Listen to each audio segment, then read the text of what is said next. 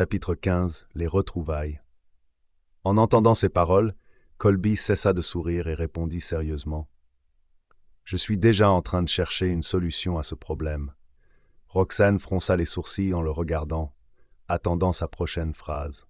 « Récemment, j'ai rencontré un fournisseur d'ingrédients médicinaux et j'ai discuté d'une collaboration à long terme avec eux. Il ne reste plus qu'à signer le contrat. Le moment convenu pour la signature du contrat sera demain après-midi. La raison pour laquelle les choses ne se sont pas déroulées en douceur précédemment est que l'Institut de recherche était encore en phase de construction. De nombreuses affaires compliquées et diverses devaient être traitées, et les employés s'habituaient encore au système. Ce n'est que récemment qu'ils ont commencé à s'ajuster. De plus, les ingrédients médicinaux d'Orrington sont principalement monopolisés par quelques grands fournisseurs, et l'approvisionnement n'était pas suffisant pour couvrir leurs demandes. De plus, notre institut de recherche est relativement nouveau dans l'industrie, ce qui a poussé de nombreux fournisseurs à augmenter délibérément leurs prix.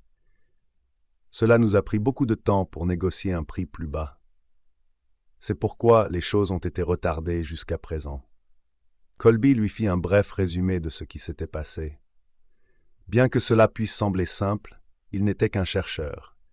Par conséquent, il avait beaucoup souffert lors des négociations avec les fournisseurs rusés. Même s'il ne révélait pas beaucoup de détails, Roxane pouvait imaginer à quel point les choses étaient difficiles. En tant que responsable de l'Institut de recherche, il devait naturellement tout gérer. Il était normal de faire face à des défis à chaque coin de rue. En fait, elle avait elle-même rencontré des défis lorsqu'elle était à l'étranger. Après avoir écouté l'explication de Colby, l'expression de Roxane s'est détendue. « Les choses ont dû être très difficiles pour vous. » Les coins des lèvres de Colby se relevèrent. « Pas vraiment. C'est mon travail, après tout. » « Comment s'appelle ce fournisseur d'ingrédients médicinaux ?» Roxane ramena la conversation sur le sujet des affaires. « Si c'est possible, j'aimerais vous accompagner pour la signature du contrat. Puisque je vais prendre en charge les futurs problèmes de l'Institut de recherche, je pense que je devrais m'y rendre et avoir quelques conversations avec eux. » Colby répondit simplement. « Bien sûr. Vous pouvez venir demain. » Roxane acquiesça. Après cela, tous deux retournèrent au bureau de Roxane. Lorsqu'elle vit que la personne derrière elle n'avait pas l'intention de partir, elle fut perplexe. « Y a-t-il autre chose ?» Colby sourit poliment. « En réalité, j'ai quelque chose à vous demander. Êtes-vous libre ce soir? C'est votre premier jour de travail et j'ai organisé un dîner pour vous accueillir. En même temps, vous pourrez faire connaissance avec les gens de l'Institut. » En entendant cela, Roxane détendit ses sourcils. « Merci. Le dîner de ce soir est pour moi. Nous allons travailler étroitement ensemble à l'avenir. Je devrais montrer ma sincérité en tant que personne responsable. » Voyant qu'elle avait accepté de venir, Colby ne discuta pas davantage sur de tels détails. Il acquiesça avec un sourire. « D'accord. À plus tard alors. » Sur ce, il se retourna, prêt à partir. Juste à ce moment-là, Roxane appela Madeleine. « Pourriez-vous apporter tous les documents que j'aurai à traiter plus tard? Je n'ai pas d'affaires urgentes de toute façon. Je peux en profiter pour les examiner. »« Bien sûr. Je vais les chercher tout de suite, » répondit-il. Peu après, Colby apporta tous les documents à son bureau. Après les avoir posés, il s'excusa poliment et l'aida à fermer la porte. Enfin, Roxane fut la seule personne restante dans le bureau. Elle sortit son téléphone et composa le numéro de Madeleine. « Maddy, es-tu libre ce soir? Pourrais-tu m'aider à récupérer Archie et Benny?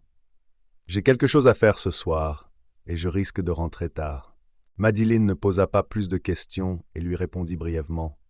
« D'accord. » Après avoir organisé les choses pour les enfants, Roxane commença à parcourir les documents. Ce ne fut que lorsque Colby frappa à sa porte qu'elle arrêta de travailler. Il était temps de quitter le travail. « Le temps passe vraiment vite, » murmura Roxane en enfilant son manteau et en sortant de la pièce. Colby sourit. « Vous êtes très concentré lorsque vous travaillez. » Il est normal de ne pas remarquer le temps passé.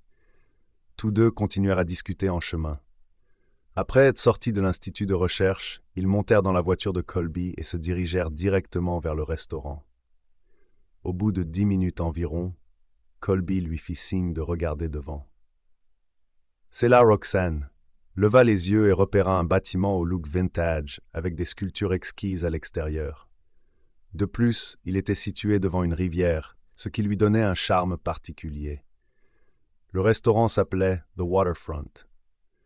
Colby gara la voiture et ils se dirigèrent vers l'entrée de The Waterfront. Juste au moment où ils s'apprêtaient à entrer, une Rolls-Royce s'arrêta lentement au bord de la route dans l'obscurité. Kayden sortit de la voiture et alla ouvrir la porte du siège passager. La silhouette élancée de Lucian apparut dans l'obscurité et ses yeux sombres et étroits étaient fixés sur l'entrée de The Waterfront.